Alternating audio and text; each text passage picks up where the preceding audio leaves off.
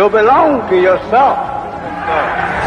You're an independent people, created from the nation of free people. Yes, sir. You don't need to go nowhere but to yourself. Yes, So the challenge is an education that enlivens us to do business. Business is the activity of life itself. Every creature is born with the inherent ability to attract out of this material earth what it needs to perpetuate its species.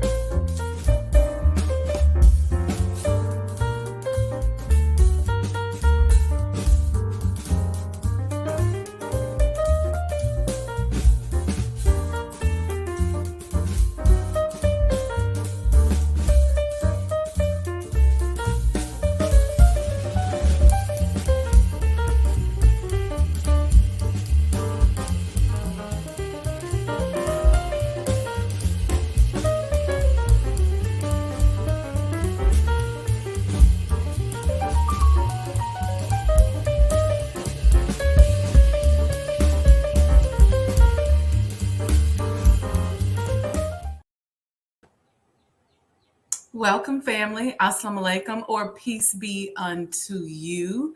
I'm so excited to be with you all today. So welcome. We enjoying some warm weather here in Chicago. I'm loving it. I'm trying to be all earthy. I only slept with the air condition, but now I'm like, wait a minute, I think we might need to fire up. But we only got a few days left of this hot weather. So anyway, welcome to the show.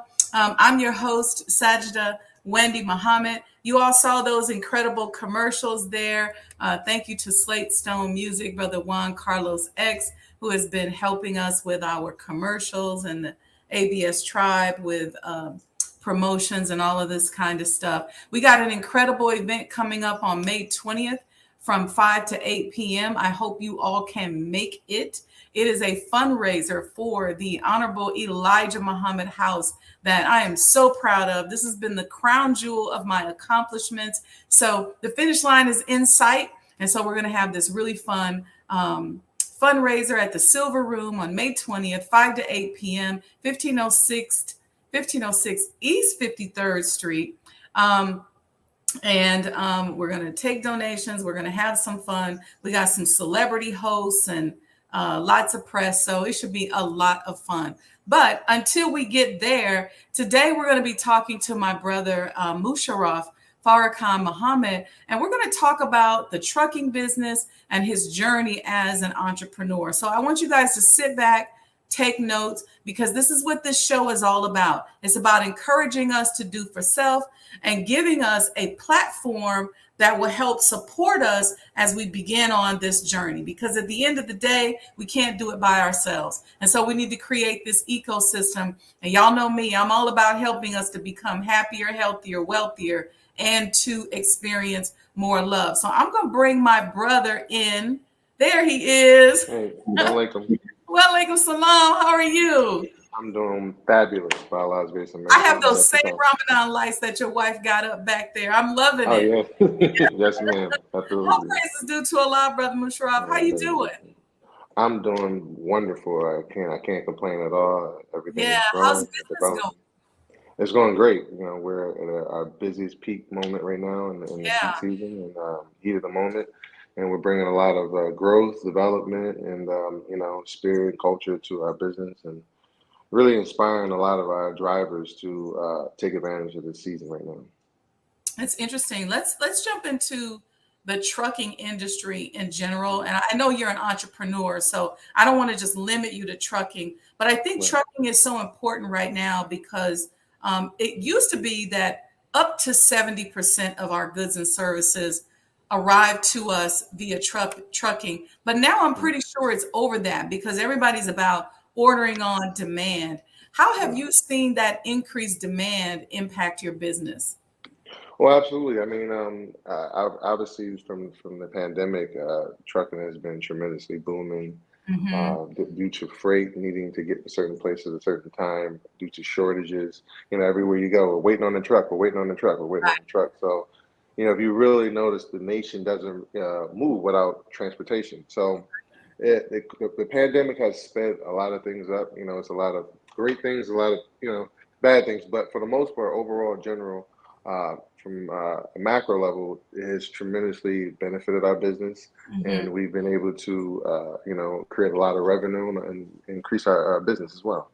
So here you are sitting right on top of a bubble, actually, as Mhm.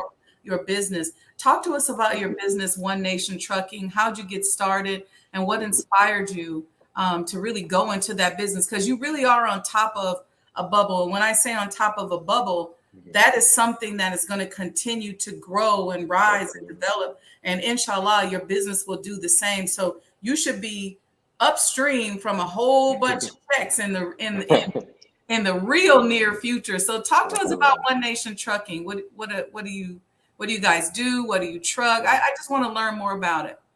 Yeah, so One Nation Transport One was Nation inspired. Transport. Yeah, Okay. One Nation Transport was inspired by the idea of getting into a industry that primarily we don't dominate, Black businesses. Two, putting our people to work and paying them at a high rate, since the trucking industry, that's what is known for. Hmm. So I was really inspired by my wife to get into trucking myself. I mean, if anybody knows my wife, she's amazing. She's an entrepreneur as well. And who is your She wife, takes Musharraf? she's she's doing wonderful. And what Her tell us name's Shahira. since you done mentioned her, you may as well tell us who she is. Shahira Farrakhan. If you don't know her, she's a wonderful person. She's Hmm. absolutely gorgeous, obviously to me, Yeah, and she she's is. inspired me to do a lot of things that I never thought I could accomplish in my lifetime. And when the minister says, marriage is half your faith, it really is. So Hmm. I can see that from firsthand, and that's how I got into trucking, and was inspired. I used to be in the fitness industry. I owned a gym when I was 23 years old in New Jersey. That didn't go exactly as I wanted to go, and then I moved out to Chicago, got married, children, and whatnot. So I Hmm. thought, I said, what's a great industry in this time where I could help my people, put Mm. people to work right away, get them into a truck, paying very well, and they can have a great living to take care of their families as well. So we're really about the impact, as One Nation Transport, really about impacting families, lives, and changing the culture of the trucking industry. How long have you all been open? We've been open for like a year and a half now. So a year and a Wow, half, got One right in Nation front of it. Transport. You got a smart wife there, brother. Absolutely. Wow. So tell us some of what your ups and downs were just getting started. Because one of the things we like to inspire Mhm. people to understand is that the idea here that I push is to begin and to continue. Right, right. So you got started, you got in the business, your wife, Mhm, inspired you. She was right on point in mhm, terms of just um, getting you in front of those checks and on top of that bubble. And then I'm mhm. sure, just like any other business, tell us what roadblocks you ran into and how you overcame them. Yeah, so in this business, obviously, it's all about equipment. The more equipment you can get, the better. And you put more drivers in the trucks and get more loads. Hmm. But one of the pitfalls that we had was just systematic wise, Yeah. as you add more drivers and making sure you're keeping track of loads, paperwork, Hmm. formatting the process. So we have a whole process that we do from point A to point B when we bring on a driver. And we want to make sure that it's very different from the mainstream of, okay, you join a company, it's all about the driver, and then you don't put in a truck and then you're just a number and you just drive. So we Uh-huh. wanted to create a whole different culture, Mm. uh, especially with our people, being so that they have a great experience from top to bottom. They have the industry from truck industry for some reason is known that they put trucks and truck drivers in just crappy hotels, and then you Yeah. get in the truck and that's it. So we're giving them tier A hotels, the best meals possible, what they want. And then we put them in a top-notch truck, the best in the industry, which is a Peterbilt or a Kenworth, which is the best trucks in the industry right now. And we take them through a streamlined process through their orientation. It's a very quick process, straight to the point, but we try to cater to every aspect that the driver would look for and what they need. And that has really helped us a lot. So that process in the beginning was extremely difficult, figuring out what works best for, from onboarding to being able to get that driver to stay in the truck and have a great experience. It sounds like what you're doing is somewhat civilizing the trucking industry. Pretty Because, much, yeah, absolutely. in business, we all study transportation and logistics, and you hear about just what a crappy lifestyle it has been in the past. Right. And so I think it takes someone like yourself a lot of courage to try to step into a pre-existing long-term energy to the point where it's a culture and try to introduce some change. You're really an industry disruptor is what I hear you saying. That's what we're trying. We're trying to, dominate a certain part of the market where, because black trucks, black drivers were never heard of in the last, 20 years in this trucking industry. It was pretty much one of those cultures you never really got into, or, I would say trades, but in the last 20 years, it has been shifting dramatically where they know it's a lot of money in the industry. It's a lot of, it's a lot of opportunities for the most part, where you can go get your CDLs and then get a truck and then build a business behind it, so being able to do that at a high level, you can create a lot of revenue, a lot of cash flow, and obviously grow your business, So we're trying to, our sky is the limit. We want to create a black trucking school. We're looking to build some warehouses all throughout the country as we grow and expand. And then we're going to freight, air, planes and boats and stuff like that. So we're looking to do it big. So full-scale transportation and logistics is what I hear you saying. Yes, ma'am. So I heard you also say that you guys had to really build a system and design processes that supported treating people differently and properly handling people and not mishandling them, just throwing them in a truck, putting them in these, flea bag motels. You really wanted to, uplift that. And I'm sure when you see that kind of thing happening in a culture, it also expands to people who hire the drivers in terms of how they treat them when they pick up their loads and drop up their loads. How have you been able to make a difference there? Yeah, so I mean, like I said, we start from the beginning, from the moment we get them on the phone, the contact. A lot of our motto is treat people how you want to be treated. And obviously that stems from the teachings too as well. But that's really our motto is I wouldn't put you in a truck that I haven't driven yet and seen. I wouldn't put you in a hotel that I wouldn't like to go to. I wouldn't give you a meal that I wouldn't want to get. So we really have traded, really cornerstone I would say a niche where the golden rule, it goes in full effect, and the drivers love that because so much of that is missing from this industry. So when we come from that angle, the drivers are more likely to stay on us. Our attrition is low. Drivers don't want to leave or jump from a different company. It's really about building a relationship, building a rapport from the jump. And as we grow that relationship, they get to see that, hey, this is not an average company. They actually care. They actually want us to be successful. They actually care about our families and, appreciate us as drivers. That's beautiful. Again, that's industry disrupting type of stuff. That puts you on another level. When you can go into business and think about how to disrupt an industry that's existing, that's an institution, and make a difference. So you're penetrating that old culture every single way, not only in terms of properly servicing your vehicles, how you're handling your drivers, how have your customers handled how you demand that they treat your drivers? Yeah, so the customers are really not. I would say they're right along with the culture of trucking. They just want the freight to be from point A to point B. They don't care. They're okay with that, but we set a standard. When we're training our drivers, because a lot of our drivers are already experienced. They're already been through the hoops and the jumps through this industry.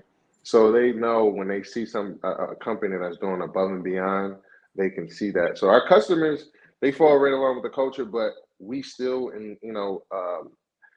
encourage our drivers to, step outside of the box from the way they present themselves to our customers, the way our customers receive them. So it's a whole different shift in, they're looking like, wow, who's this company? One Nation, or wow, that driver was really nice when he came to the counter.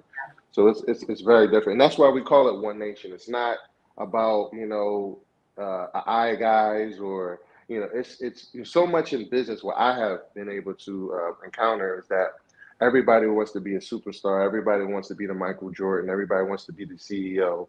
But it's really when we come together cohesively and understand unity, then it's not just One Nation. It's the nation behind together as one. And that's how we're building the culture of our company. Yeah. I have done a little industry disruption myself. And in the healthcare space, just like you we had to design new systems and processes and ways of training our people. And we were almost unraveling what a lot of people had learned previously.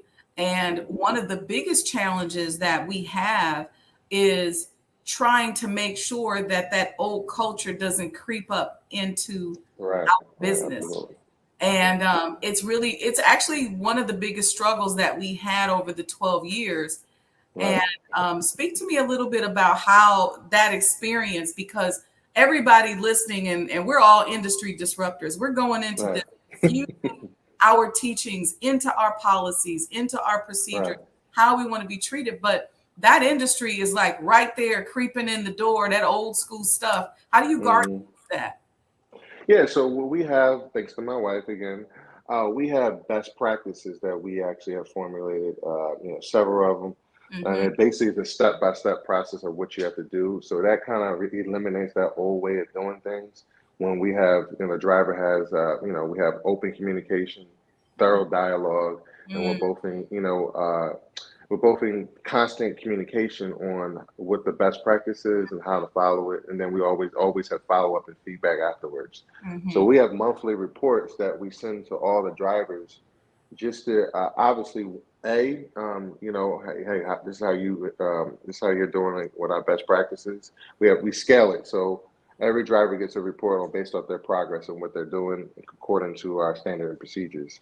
And they get graded, and based off their grades, they get rewards, they get, incentives, they get bonuses and whatnot. So, it really had that particular culture as far as following our best practices and incentives and rewards and being able to be in constant communication with them has tremendously shifted, bad habits or bad behaviors. And I don't like to call them bad habits, areas of opportunity. Yeah. So the areas of opportunity that we can be able to address, in the now. So I agree with you 100% in terms of the communication, erring on the side of over communication. That's something that we try to do, and then rewarding the behavior that we want to see. So teaching people how to treat guests and patients and things like that. That's something that we had to spend a lot of time on. And from time to time, we're in a situation where we would have people who've been in the industry for so long, and sometimes you just can't bring on those people. So absolutely. Tell us about your orientation for new drivers. Yeah, so orientation is a whole day event. If guys that have been in the truck industry, usually some companies are like 3 days, 4 days, whole bunch of PowerPoints and stuff that nobody's reading or listening to. So we don't do that. Everything's oral, and basically, before they even get to orientation, they have tons of videos and links and presentations already sent to them so that they could see that at their own convenience. But for the most part, from the morning AM, we're telling them about the company, what our vision is, what we want to do, what our milestones, what our goals for them, and where we see them fitting in our company and growing with us as well, And then from there, towards the afternoon, we have lunch. where they could be able to, dialogue even more and to get more personal and tell them, what their goals and aspirations are. And then they're able to, they meet everybody in the company from the safety to the dispatchers. And then we move on to, them receiving their truck. I call them their Mercedes Benz and their Bentley because that's how I want them to take care of them. That's right. And but they move into their trucks and they see, and we test drive and we're evaluating, and I'm asking for feedback afterwards. And it really is a great orientation, and the drivers love it. They get a load right off the bat, so they can instantly start making money that day. And it's a culture shocker, like you said. It's very different from the traditional way of doing orientation.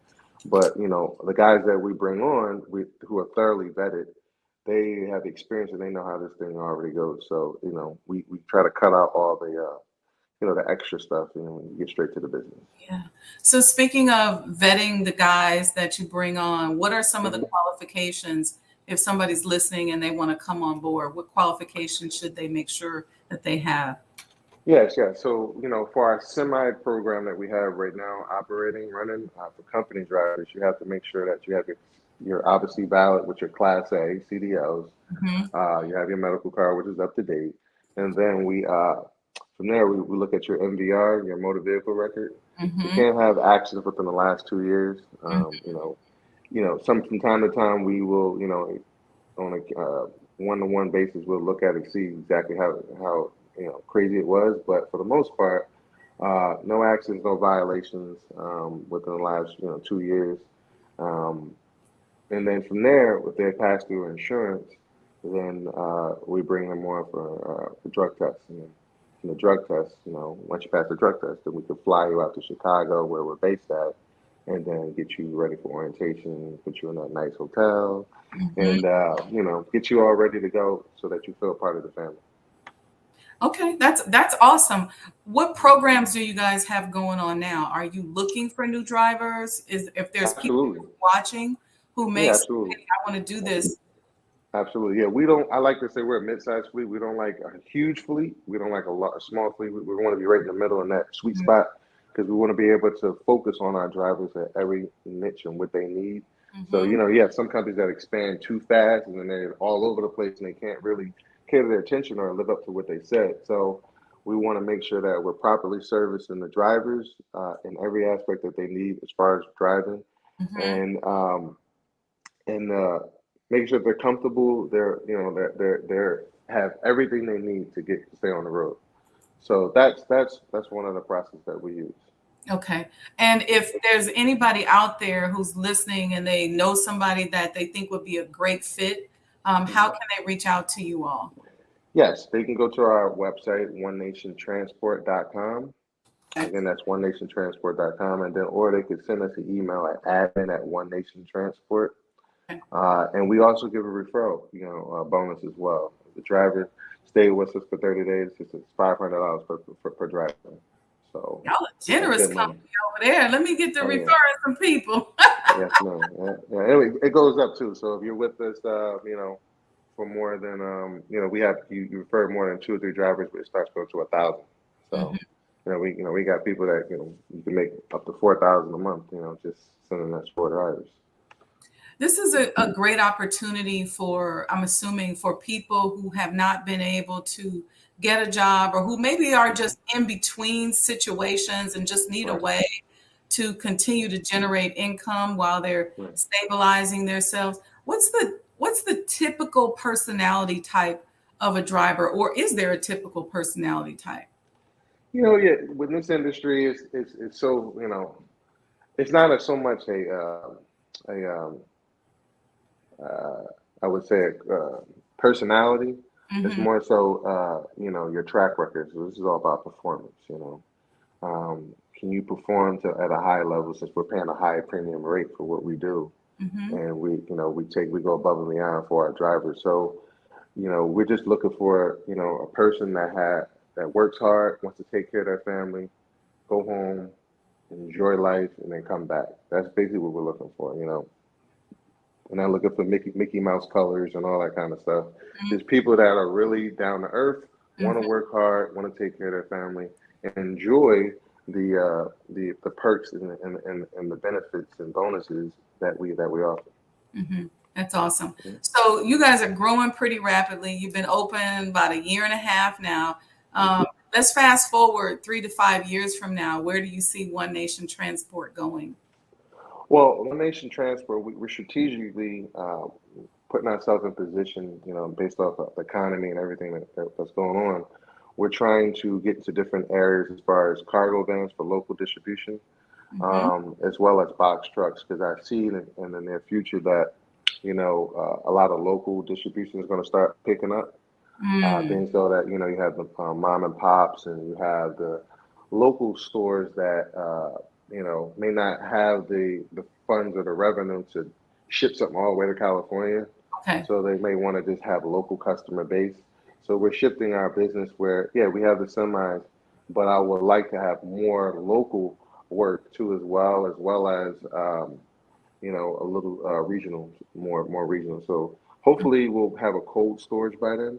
Mm-hmm. I want to get a cold storage facility in Mobile, Alabama. Mm-hmm. It's right off the outlet to the sea in the middle of the country. Mm-hmm. So I would like to do that, and then we just keep growing the business, growing more drivers, and hopefully we're at a good space.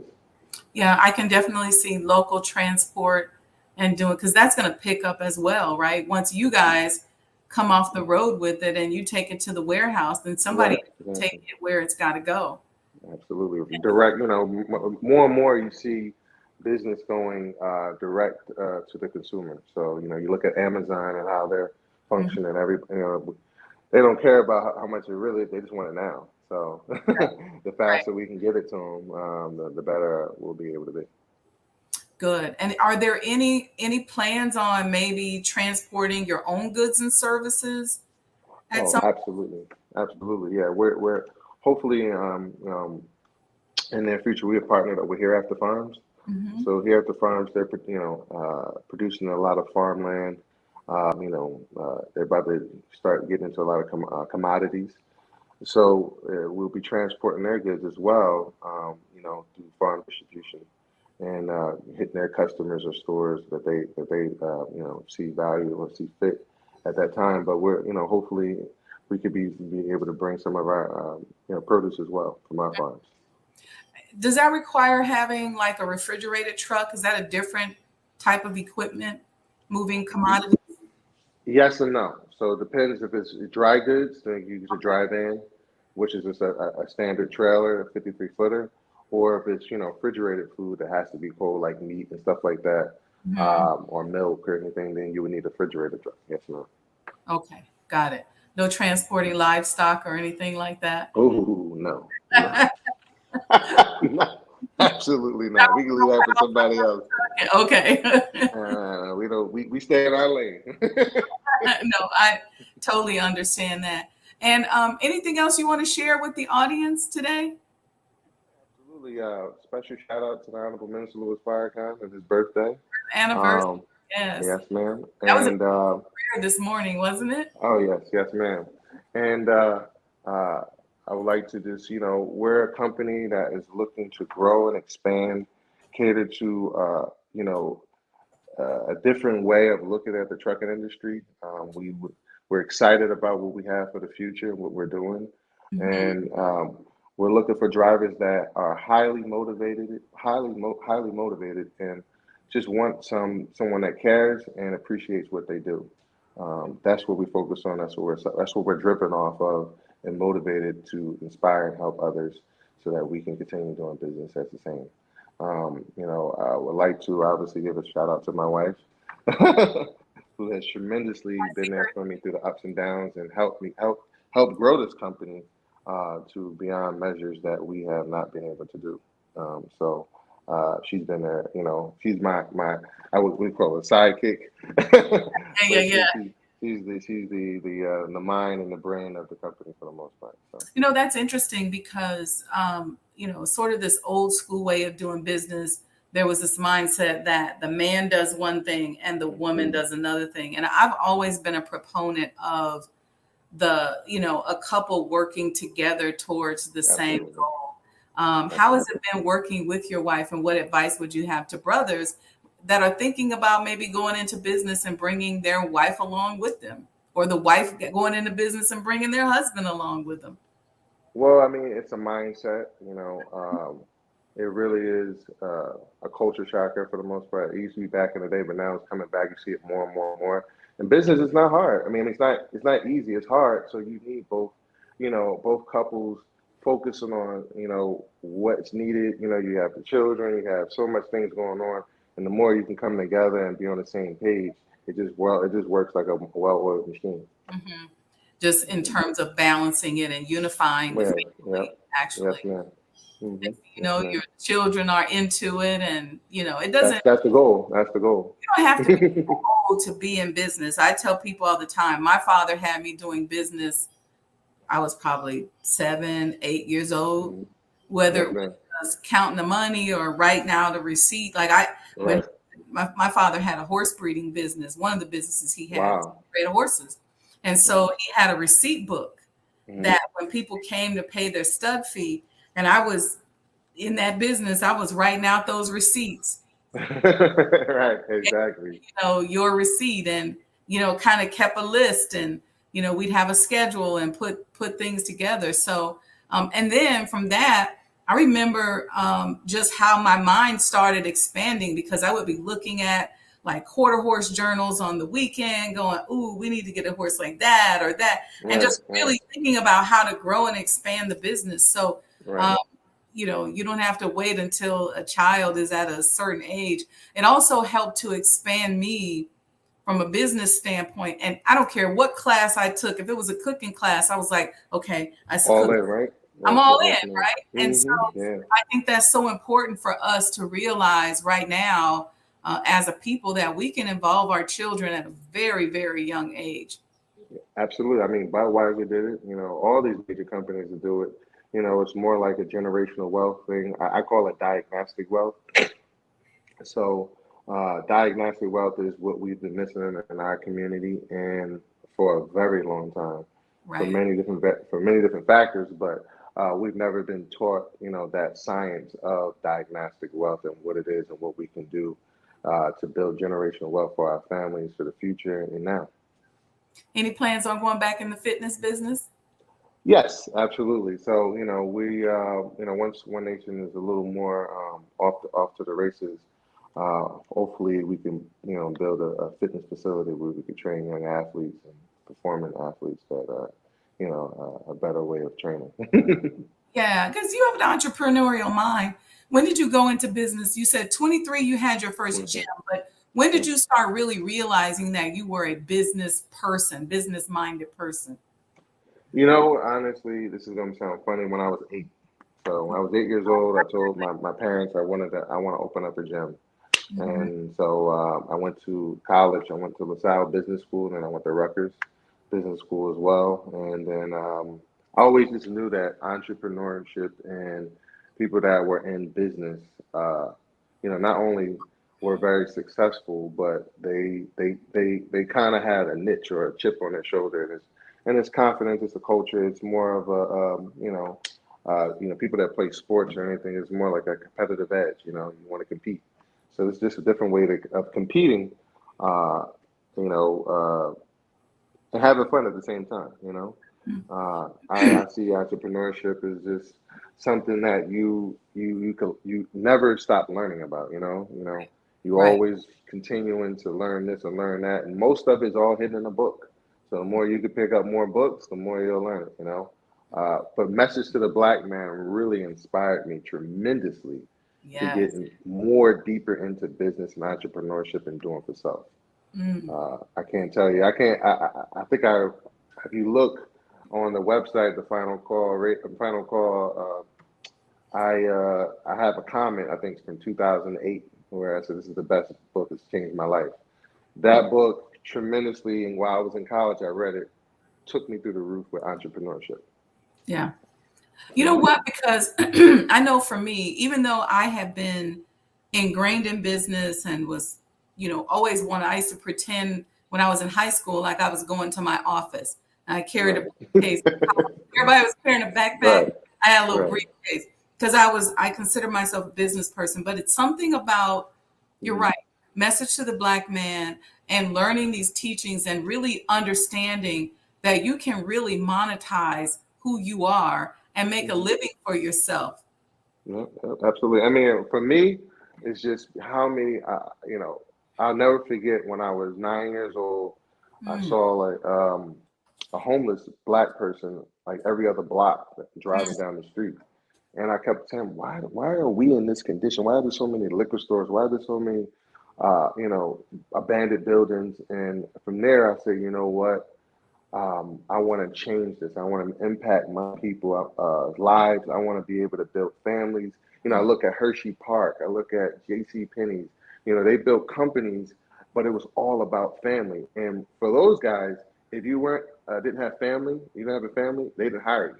Because they knew if you had a family, the whole family would come and work and build the company up, and you would be all in. So, for me, my burning desire is to see us in business together in unity, and being able to say, man, great things about your company and what you're doing, and I can say great things about your company and what you're doing, and we're just working together in unity. That's just, I'm fulfilled at and our people coming together on forklifts and trucks, and all that coming together, and just seeing a blessing that I've been waiting for a long time. Yeah, you speak in my language. I am that whole ecosystem and us doing business together, and especially spending time. I've been in and out of so many companies, and I just didn't see us. I'm grateful for it because I learned a lot, and Allah moved me around the world in the name of business. But I just want to see us doing it. Right, absolutely. Really want to see us doing for self. And so that's what the whole Black Muslim Business series is about, just highlighting you all. I hope somebody sees this that's looking for a trucking company to do whatever, and they would reach out, go to onenationtransport.com, peruse the website, and use this video as a promo to really help put you in front of more and more and more checks and happiness and wealth. Because one thing about money gives you choices. And I talk about this all the time, Brother Musharraf, because, and you probably have heard me say it, a lot of people get really spiritual and they say, well, I don't really care about the money. And I always say that's very hypocritical, because you can say money's not your God. And you say that you ain't going to just do anything for money, which is, of course, we're not going to do that. But at the end of the day, money is very important, because money is what gives you choices in this society. It makes a difference on how you eat. It makes a difference on how you dress. It makes a difference on where you live. It makes a difference on how you educate your children. It makes a difference on how you have access to health care or not. It makes a difference. And so I always wish for people that they have that flow of abundance so that it expands their choices. And I wish that for you and your family. And I just think that your business just grows and grows. I want to hear you calling me saying, oh my God, we got so much business, we don't know what to do. And I want to do that kind of crisis management for you, where we race out to your house and go, look, let's sit down. Let's figure out how to help you handle that. Hey, you know where I'm at. So just whenever we get to that point, by Allah's grace and mercy, that would be a blessing in disguise, where we could do so much. And like you said, money, it's not everything, but it definitely is next to air. It's next to oxygen. So you need it to survive and thrive and do other things and create opportunities for different people. That way you can impact a lot of people in a short amount of time. So that's exactly right. Well, thank you for joining us today. We want everybody to go to onenationtransport.com. They ain't hiring everybody, so you're going to have to go. We're not hiring everybody. Because in order to, here's the thing, there's a consciousness attached to the type of services that you're offering. And so you want to match someone's consciousness to being able to handle an upgraded hotel, a fully serviced vehicle, a supportive staff that a supportive team that wants to see you win. So if you have the right consciousness level, then go to onenationtransport.com. And I'm sure my brother and sister will get you set up if you got the right consciousness. But you can't come with scamming.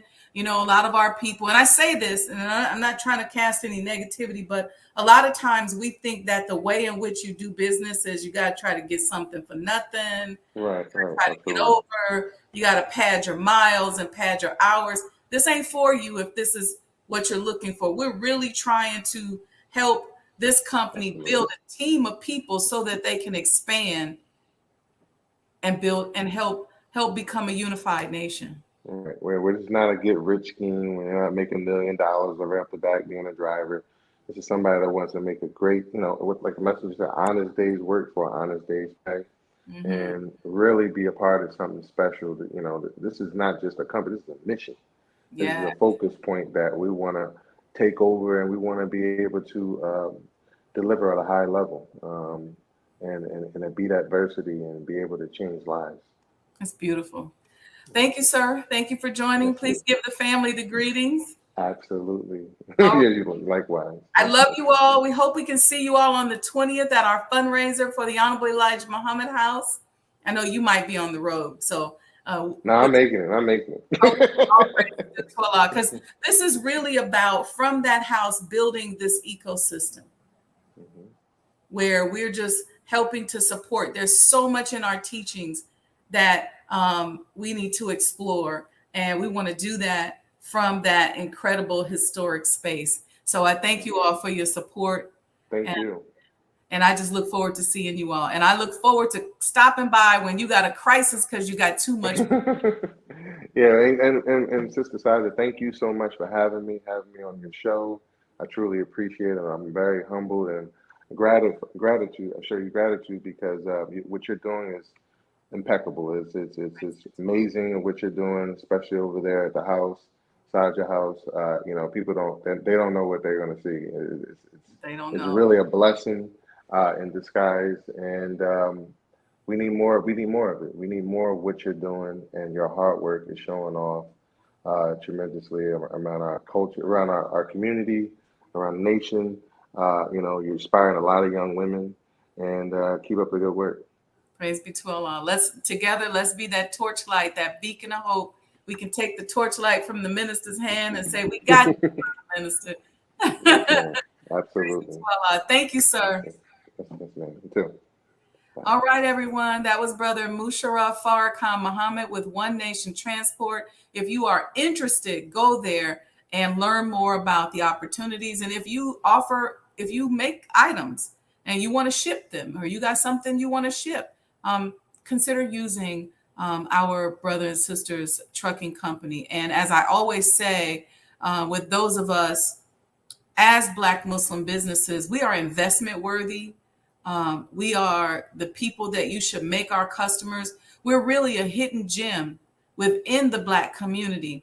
And you just have no idea the level of love and commitment and service that we put forth when we are working to be of service to you. So I just want to make sure that we understand and that you see us, that you understand and that you see us. It's very, very important because you just don't know what you're missing. We are innovators, and I can't say it enough. We're investment worthy. We're industry disruptors. We have 90 years of service under our belt.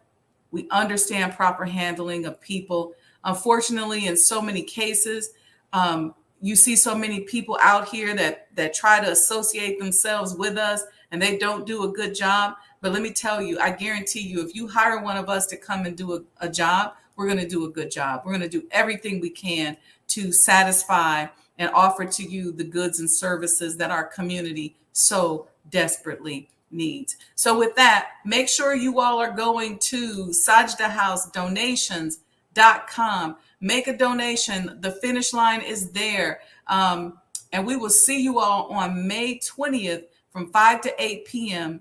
at the Silver Room, 1506 East 53rd Street. And inshallah, I'll see you all tomorrow night on the MOEToday series on manifestations. Peace and blessings.